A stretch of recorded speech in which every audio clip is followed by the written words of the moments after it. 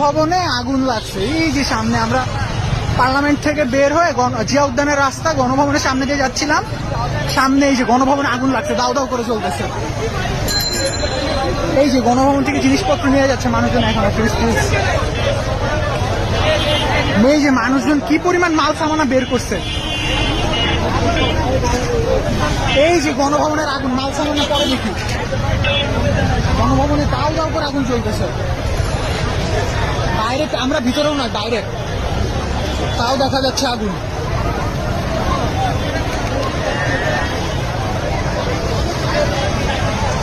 এটা হচ্ছে গণভবনের গেট।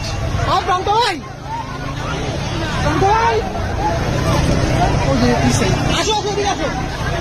আগুন আগুন, গণভবনে আগুন।